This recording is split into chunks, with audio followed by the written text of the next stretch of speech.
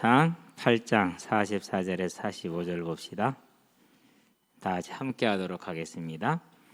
주의 백성이 그들의 적국과 더불어 싸우고자 하여 주께서 보내신 길로 나갈 때에 그들이 주께서 택하신 성읍과 내가 주의 이름을 위하여 건축한 성전이 있는 쪽을 향하여 여호와께 기도하거든 주는 하늘에서 그들의 기도와 간구를 들으시고 그들의 일을 돌아보옵소서. 아멘. 자, 돌아보옵소서.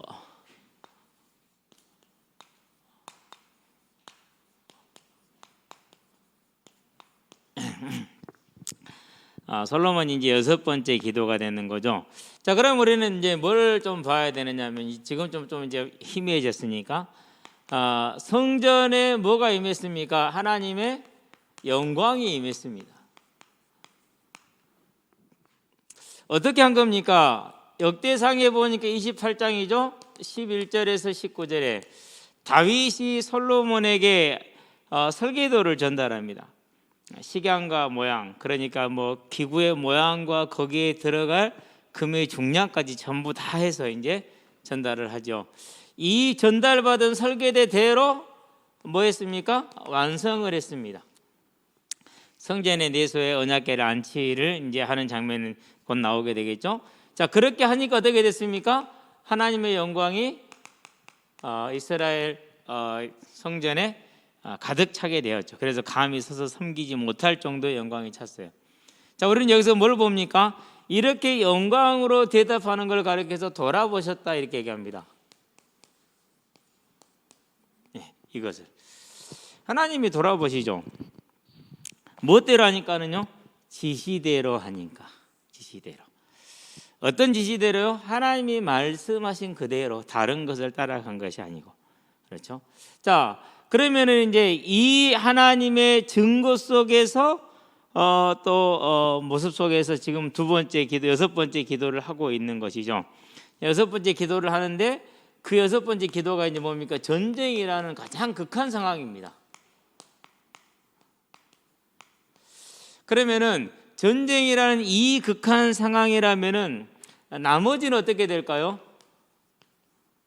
네. 나머지도 마찬가지겠죠.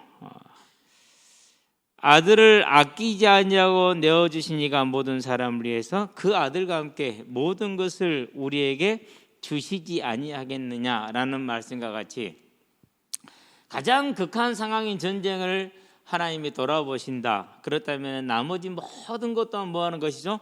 돌아보는 것이 되겠죠. 그래서 저와 여러분들은 우리의 모든 일상의 삶이 어디에 있어야 됩니까? 솔로몬이 말했던 것처럼 하나님의 돌보신 가운데 있게 하는, 하나님의 뭐가 임하게 하자? 역사가 있게 하자. 그게 이제 성도가 가야 될 삶의 방법이죠. 그래서 여러분들이 이제 일을 딱 마치고 집에 들어오면은 술 한잔을 할 것이 아니고 뭐 하라고요? 그때부터 뭘 펴? 성경을 펴야 돼. 그럼 뭐 해야 돼요? 이번 주 강단의 말씀이 어떻게 됐는가를 살펴야 돼. 여러분들은 사람의 가르침이 아니라 성경이 뭐라고 말하고 있는가를 봐야 돼. 하늘 아래 새 것이 없다고 그래서 새로 만들어내면 안 돼요. 있는 그대로. 하나님은 우리에게 뭘 주셨어요?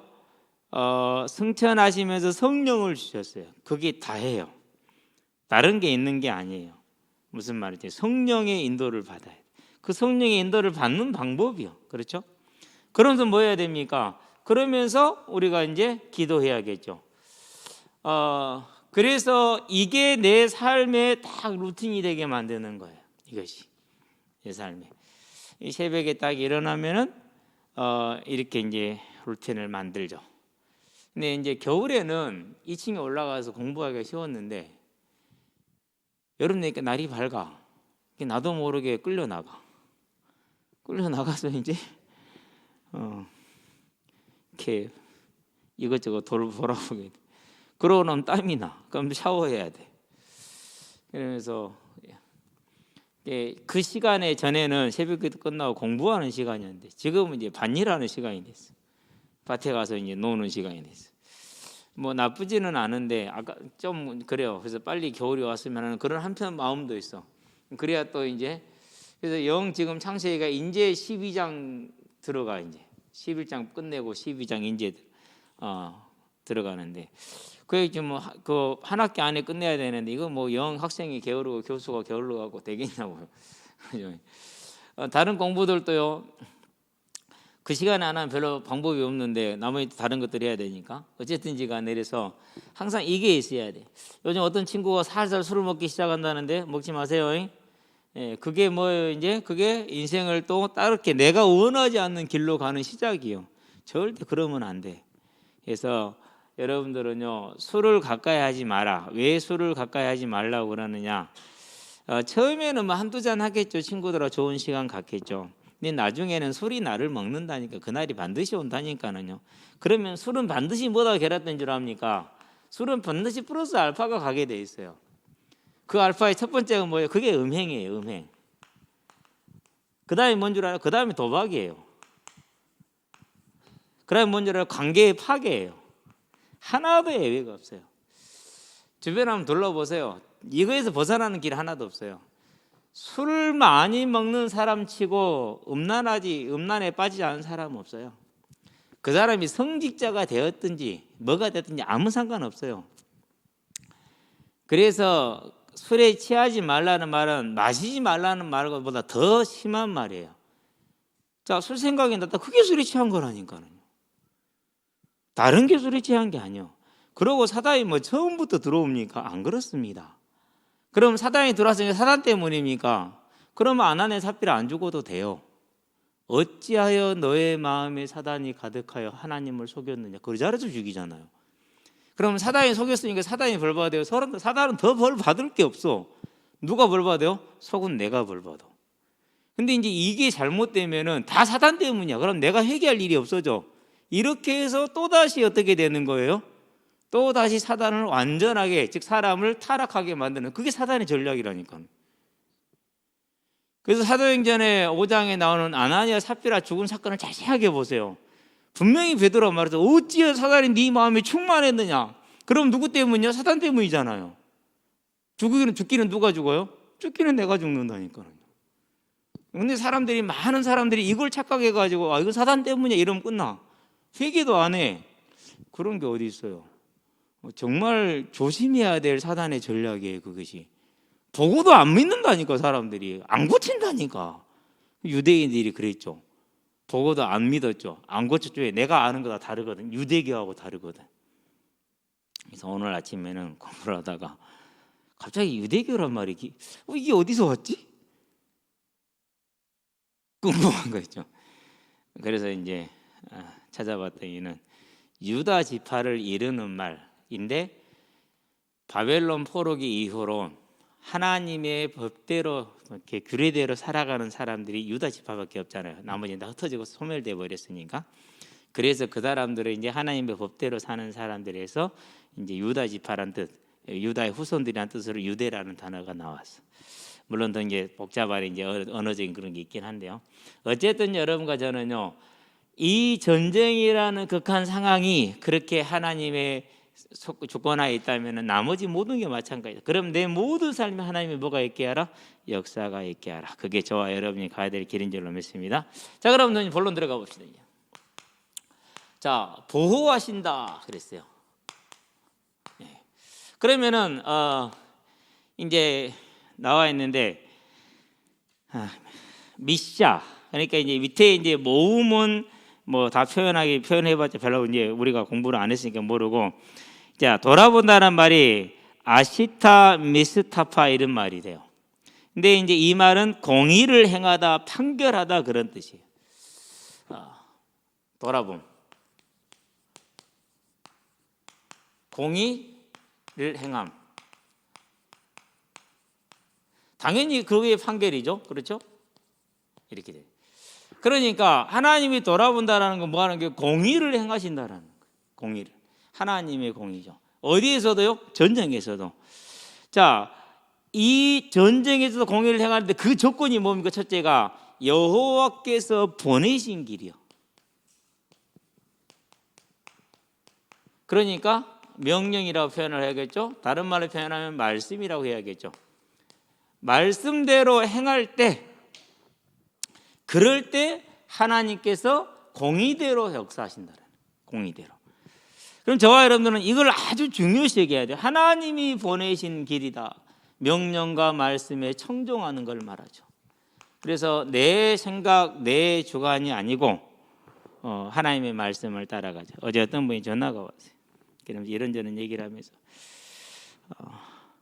상당히 좀 난제를 가지고 왔어요. 대단한 난제를 가지고 왔어요. 제가 얘기를 했어요. 처음에 교회를 갔을 때는 목사님의 설교가 일관성이 없더라. 저는 이제 이렇게 논리적인 훈련을 10여 년 넘게 했으니까 어떤 날은 사제를 강조했다가 어떤 날은 심판을 강조했다가 그게 일관성이 없다고 느꼈어요. 근데 어느 날 보니까 그게 일관성이 없는 게 아니야. 모든 게 하나님이 하시는 건데 그날그날의 인도인 거야. 그러니까 그래서 내 생각, 내가 훈련된 논리적인 일관성을 내려놓고 그거하고 상관없이 하나님이 강단에서 뭐라고 말씀했는가를 따라갔다. 그러니까 그렇게 따라가니까 사람의 머리로는 이해할 수 없는 것도 많고 말이 안 되는 것도 많더라. 그런데 결과는 항상 말씀대로 되더라. 그랬더니 그분이 그래요. 진짜 이해가 된대요. 답이 정말로 됐대요. 그래서 이제는 어떤 우리의 생각이나 또는 우리의 애견이나 그런 걸 다 내려놓고 하나님이 하시는 말씀을 따라가는 것, 그 강단을 따라가는 것. 그런 다음에 더 중요한 게 한 가지가 있다. 뭐가 있느냐? 내가 이 일을 함에 있어서 나하고 하나님과의 관계만 봐야지 그 다음은 보면 안 된다. 왜 그러죠? 자, 내가 이제 이 사람에게 뭔가 선을 행해요. 근데 내가 선을 행하면 저 사람이 당연하다 생각할 것 같아. 그러면 이제 내가 하기가 좀 그렇죠. 하기 싫어진다니까는요. 어떻게 하겠어요? 그것은 내 생각이요. 나는 뭐 해야 돼요? 내가 명을 받은 대로 행하면 그걸로 끝이요. 나머지는 뭐요? 그 사람과 하나님과의 관계의 문제이지 내 문제가 아닌 거야. 대단히 중요한 판단의 근거예요. 앞으로 청년들 꼭 기억하세요. 여러분이 앞으로 이제 교회 일을 하고 더 많은 일을 하게 될 때 정말 기준이에요. 나는 내가 할 일을 하는 거예요. 그걸 받는 사람이 그걸 받을 만한 믿음이 안 되고 복이 안 되면 그 복이 누구한테 온다고 그랬어요? 그게 나한테 오는 거예요. 이 원리 대단히 중요하거든요. 그런데 우리는 일하다 보면 이 충돌될 때가 너무너무 많아. 그래도 하나님 앞에서 하나님 앞에 해야 될 일을 우리는 하는 것이 우리가 할 일인 것이죠. 그게 할 일이에요. 그래서 모세도 그렇고 바울도 그렇고 다 그래요. 해봤자 돌아오는 건 뭐밖에 없어요? 맨당 반역밖에 없어요. 그래도 뭐죠? 할 일을 해야 되는 거예요. 예수님도 마찬가지예요. 지금도 그래요. 제가 지금은요 이스라엘 백성 보면서 저것들 참 그런데 지금은 내가 아이고 저들이 나구나 내가 저들이구나 꼼짝도 못 하겠더라니까요. 어쨌든 간에 저와 여러분들은요 다른 것이 아니에요. 내 기준으로 가지고 있는 게 아니고 하나님이 오늘 나에게 말씀하신 요걸 따라가는 거예요. 이것은. 그런데 우리는 딱 틀을 정해놓고 거기에 안 맞으면 아무것도 아니야. 그건 인간도 아니야. 스스로가 모든 걸 제한하되 그리스도의 삼중직을 다 버려버린 거예요. 그러니까 웃기는 일이죠. 그렇지 그것이. 저와 여러분들은요 하나님이 공의를 행하기 위한 첫 번째 조건이 뭐다? 보내신 길로 가는 거다. 누가 그렇게 갔습니까? 자 사무엘하에 보니까 7장 5장이죠 17절에서 25절이에요 뭐 많은 예들이 있겠지만은 질문합니다. 이기게 하시겠습니까? 그랬습니다. 승리를 물어봅니다. 그래서 승리하게 하겠다. 그러면 어떻게 할까요? 라고 묻습니다. 아니 전쟁을 어떻게 내가 준비해서 해야지. 그렇지 않았어요. 그래가지고 시키는 대로 했어요. 첫 번째는 기습을 했어요. 두 번째는 정면전을 했어요. 전면전이죠. 그러겠죠? 기습을 한번 당해서 패배했으니까 이제는 긴장 잘하고 있겠잖아요. 그렇죠? 뭐로 눌러버린 거예요? 힘으로 찍어 누른 거예요. 누구 힘으로요? 이스라엘 군사력이 아니라 하나님의 힘으로 찍어 누른 거예요. 하나님의 방법이 이래. 시킨 대로 따라가는 거죠. 그렇죠? 우리가 뭘 보는 겁니까? 이걸 보는 거죠. 자, 다윗의 일생이 이런 사람이에요. 다윗의 일생이 언제든지 간에 그래서 그는 어느 곳을 가든지 간에 뭐죠? 하나님의 돌보심을 받았죠. 그래서 이것을 한마디로 표현하는 게 뭡니까? 시편이죠. 23편이죠. 1절에서 6절. 내가 사망의 음침한 골짜기를 다닌다 할지라도 주께서 나와 함께 내가 주께서 지팡이 막대기가 나를 아니하시나이다 이랬어요. 왜요? 어떤 상황이든지 간에 하나님의 보내신 길로 갔기 때문에 그는 항상 지킴을 받았죠. 자, 누가 그렇게 합니까? 사도행전이죠. 9장이죠. 15절에서 16절. 이방인과 임금들과 유대인들을 위하여 택한 나의 그릇이다. 무엇을 위해서요? 주의 이름을 위해서. 그래서 이방인, 이게 그냥 말이 아니에요. 그냥 말. 왜요? 베드로도 봤어. 와, 진짜네. 사도행전 10장에서 뭐라고 그러니까 40절 40몇 절에서 하나님은 외모를 보지 않고 모든 민족에서 하나님을 믿는 사람을, 그 마음에 청종한 사람을 부르시는구나라는 것을 보고 놀랬다니까. 그런데도 불구하고 갈라디아서 2장에 보니까 그걸 깨뜨려 못 깨달아요. 2장 10절부터 11절부터 28절까지 못 깨뜨렸어요. 그러는데 바울은 처음부터 시작이 달라요. 뭐가 다른 겁니까? 복음에 대한 이해 자체가 달라요. 이방인은 언제 시작이 됐어요? 족장 시대부터 이방인이 시작이 되죠. 아브라함을 선택함으로 해서, 아브라함은 이스라엘이고 나머지는 이방인이잖아요. 그러면은 그 전에는 이방인과 유대인의 구별이 있어요, 없어요? 없죠. 그러면 유대인은 어디예요? 유대인은 12지파 중에서 하나 남고 다 없어져 버렸어. 북이스라엘 10지파는요 8세기 때, 8세기 말에 소멸돼 버렸어요, 이미. 예. 그리고 587년, 그러니까 6세기 초죠. 이제 기원전 6세기 초에 이스라엘도 바벨론의 망해. 오늘날의 이제 이라크가 바벨론이요. 그런데 그 바벨론이 바사 제국, 이란이죠. 거기에 망해. 그게 이제 느부갓네살이 바벨론, 고레스 왕이 이제 바사, 이렇게 되거든. 그래서 이제 역사들이 흘러가는데, 그 바벨론의 포로로 잡혀 70년에 돌아오잖아요. 그래서 그 돌아온 이 사람들, 즉 유다 지파만 뭘 지키고 있는 거예요 지금? 이스라엘의 전통을 지키고, 그게 바리새인들이요. 그게 바리새인들, 철저하게 지키는 것이죠. 자, 그렇게 본다면은, 자, 이방인의 개념에 있어서 베드로는 어느 쪽이라는 거죠 지금? 유다 지파라는 거죠. 우리는 그런 자부심인 거죠. 그런데 더 근원적으로 올라가면 어떻게 되는 거예요? 이방인이 구별이 있어요, 없어요? 구별이 없어요. 다 똑같이 하나님 앞에 죄인일 뿐이요. 그러는데 베드로는 그걸 못 깨뜨렸다. 복음의 깊이, 역사가 짧은 것이죠. 그런데 바울은 어떻게 했죠? 이방인, 그런 다음에 임금들, 그런 다음에 유대인, 이 모두를 향한 하나님의 일꾼으로 뭘 받았어요? 부르심을 받았죠. 보내심을 받았죠. 자, 이 일에 충성합니다. 얼마나 충성합니까? 고린도후서를 봅니다. 11장이죠. 21절부터요 27절까지. 예. 이루 말할 수 없는 환난과 고난이 기다리고 있었죠. 핍박과 환난과 고난들이 있었어요. 다 뛰어넘었어요. 28절에서 33절. 예. 교회를 향한 염려에 쉬지를 못했어요. 그러면 교회들 어떤 교회입니까? 고린도 교회. 바울은 사도 아니요. 왜? 같이 안 있었잖아. 그런 말하는 게 고린도 교회야. 고린도 교회. 하여튼 간에 교회들마다 문제없는 교회 없을 만큼 힘들었죠. 근데 그 모든 걸 다 뭐였어요? 본인은 그 하나님이 보낸 길에 온전히 충성을 하죠.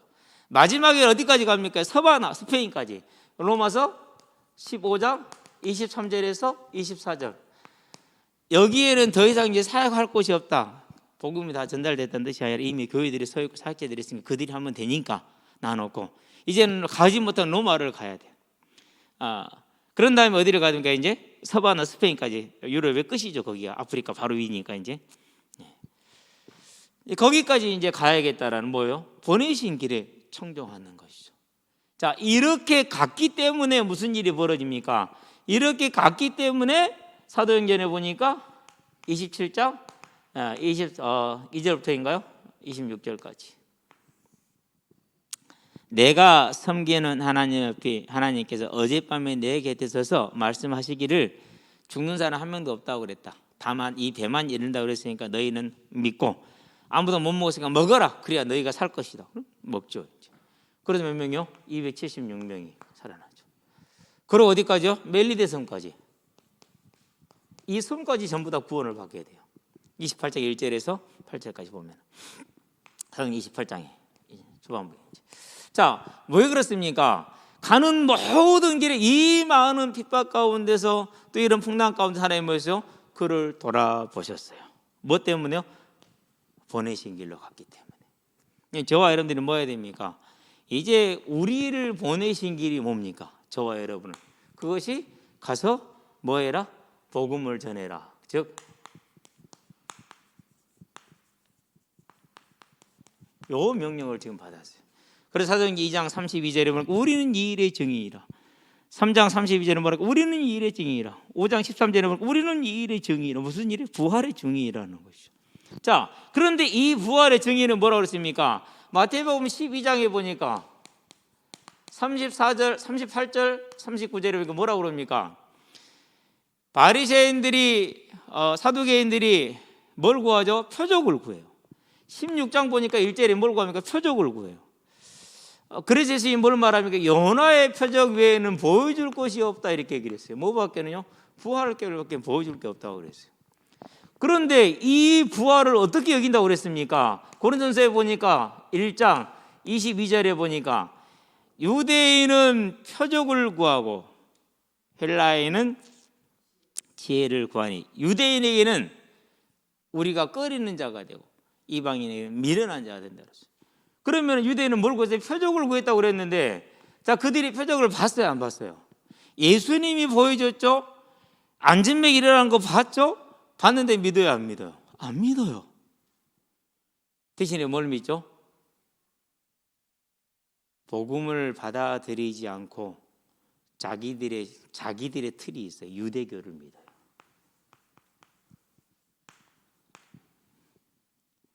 성경 얘기를 하는데 성경 얘기도 안 믿는다니까. 못 믿어요? 자기들 단체, 자기들 그들만의 특징적인 거 그대로 그것만 믿어. 안 믿어. 이게 오늘날도 반복되는 문제예요. 지금도 반복돼. 그래서 그렇구나. 개인적으로는 상당히 이번에 충격을 많이 받았어요. 메시지를 준비하면서. 그러면서 감사가 됐어요. 저와 여러분들이요, 우리가 부름받은 길, 보냄을 받은 길이에요. 이 일을 해야 돼요. 그런데 우리가 이 일을 가잖아요. 반드시 부딪히게 돼 있어요. 유대인은 표적을 구한다. 아무리 바른 복음을 전하고 증거를 보여줘도 안 믿어요. 뭐대로 믿어요? 자기들의 틀대로 믿어요. 그들만의 틀이 따로 있어요. 유대교라는 틀. 신천지 가서 한 번에 복음 전해보세요. 들어요? 안 들어요? 안 들어요. 신천지만의 틀로 들어요. 여호와의 증인들 와서 복음 전해보세요. 여호와의 증인만의 틀로 듣지 절대로 안 듣게 돼 있어요. 그게 뭐예요? 그게 유대인을 그렇게 표현을 한 거예요. 그럼 오늘 유대인이 많아요, 적어요? 많아요. 지금도 많아요. 그래서 여러분들은요, 항상 제가 얘기하잖아요. 성경에 없는 걸 제가 말하면은, 새로운 걸 뭔가를 만들어서 말하면은 저를 떠나도 괜찮다고 얘기를 했어요. 그러나 저는 성경을 떠나서 말하진 않아요. 성경에 있는 내용, 더군다나 한 절 한 절을 뽑아서 조합하지 않아요. 통째로 얘기를 해요. 왜요? 그래야 바르게 전달되거든요. 그래야지. 진짜 주의해야 될 일. 두 번째, 그다음에 이방인들은 뭘 건너서 지혜를 구한다고 그랬어요. 그러는데 이 지혜라는 것을 그래서 불교 믿는 분들이 뭐라고 말합니까? 자기들은 대학에 해당 이것은 초등학교라고 이렇게 해요. 우리를 지혜가 없는 거예요. 그러니까 평생을 아마 불경을 공부를 해도 공부를 다 못한다고 그래요. 그것은 답이 없다는 말과 같은 말이에요. 쉽게 말하면. 그런데 우리는 뭘 전해요? 사도행전에 보니까 17장 18절에 이 말쟁이가 도대체 뭘 잘한다니 이랬다니까요. 다른 종교를 전하는갑다. 이유는 뭐예요? 바울이 뭘 전했기 때문에? 부활을 전했기 때문에. 자, 죽은 자가 살아난다고 친구들한테 얘기해 보라니까요. 죽으면 부활한다 얘기해 보세요. 한번 믿는가 안 믿는가. 하나님이 계신다고 그것도 안 믿지만 죽은 자의 부활은 더더욱이 합니다. 그러니 스스로 지혜 있다고 지혜를 구하는데, 아니 지가 하나님이면 지혜를 구할 일도 없잖아요. 하나님이 뭔 지혜를 구해요. 지혜를 베풀어야지. 이런 모순에 빠져 있어. 그러면서도 지가 하나님이 되어가지고 계속 지혜를 찾아. 그러면서 진짜 지혜, 예수의 부활을 말하면 안 믿어요. 그러니까 교회 안에서도 인정받기 어렵습니다. 교회 밖에서도 인정 못 받습니다. 32절 보시 바랍니다. 어떤 사람들은 비웃었다 그랬어요. 왜요? 죽은 자가 부활한다는 게 말이 안 되니까. 우리가 갈 길이 그래요. 저와 여러분들이 보냄받은 길이 이래요. 그래서 뭐가 필요한 거예요? 이러한 상황과 환경을 계속 맞이하니까 그래서 돌아보심이 필요한 거예요. 돌아보심이. 솔로몬이 뭐까지 본 거예요? 참 이때 이 모습으로 끝까지 갔어야 되는데, 그렇죠? 지금 이제 곧 이제 얼마 안 있으면 이제 솔로몬의 타락을 얘기해야 돼. 참 가슴 아픈 일이요. 이 지혜로운 인간이 참. 그래서 저와 여러분들은 주의 돌아오심이 필요한 거죠. 사람의 생각과 사람의 방법이 아닌 하나님의 돌아오심. 이제는 저와 여러분들이 이 보내신 길로 갑니다. 가면은 반드시 이러한 거절을 만나게 될 것이고, 조롱을 만나게 될 것이고, 대적함을 만나게 될 것입니다. 그때 하나님의 돌아보심을 여러분들은 알고 절대 낙심하거나 부끄러워하거나 좌절하거나 하지 마시기를 바랍니다. 네. 그래서 옛날에 감리교회 복음 전도자였던 누굽니까? 웨슬레가 하루는 해가 지는데 오늘은 벽돌도 안 맞았고 썩은 감자도 안 맞고 썩은 계란도 안 맞았어. 그래서 뭐 했느냐? 그래서 그 자리에서 내려와서 말에서 내려서 회개했답니다. 왜요? 뭐 하지 않았으니까? 복음 안 전했으니까 일이 없는 거예요. 오늘 내가 주의 명령에 충실하지 않았구나. 그래서 내가 오늘 이렇게 편안한 하루를 갖거나 내가 복음 전 주의 보낸 길에 충실하지 않은 거, 그래 회개했다고 그래요. 뭐 사실인지 아닌지는 모르겠지만 사실이겠죠.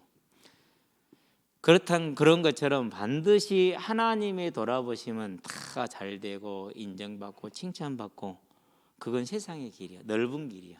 좁은 길은 뭐예요? 이런 길이야. 저와 여러분들이 좁은 길을 가는 것을 알고 어렵고 힘든 일이 있다 할지라도 끝까지 뭐하라?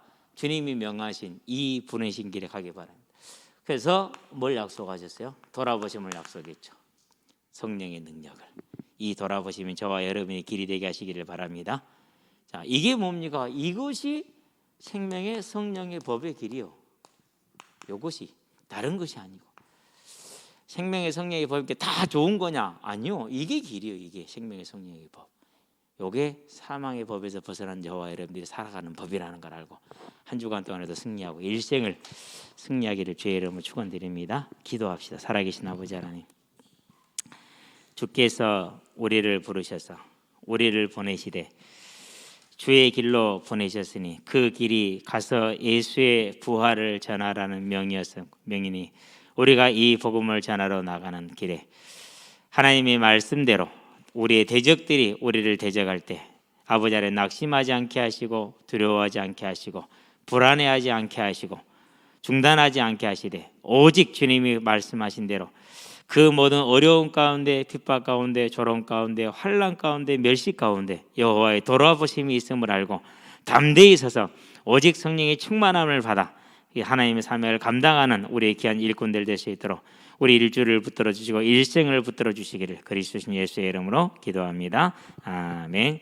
이제는 우리 예수 그리스도의 십자가 대속의 은혜와 독생자 예수를 죄인을 약하지 않고 내어주신 하나님 아버지의 무한하신 사랑과 죄인을 생명과 의와 영화의 길로 인도하시는 성령의 내주교통 역사하심이 오직 주님이 부르신 그 명령에 청종하여 예수의 부활을 전함으로 여러 가지 환난과 멸시와 곤란 가운데 있다 할지라도 끝까지 나아가 여호와의 돌보심으로 승리하게 될 우리 모든 성도들과 가정과 가문과 산업 현장 위에 전 세계에 흩어져 생명의 복음을 전하게 되는 모든 선교사님들의 아름다운 발걸음 위에 함께하는 후대들의 예배자로 전도자로 중직자로서의 복음의 진로 위에 교사로 찬양대로 방송실로 저보로 청소로 차량으로 섬기는 모든 헌신자들의 아름다운 헌신 위에 지금으로부터 영원토록 함께 계실지어다. 아멘.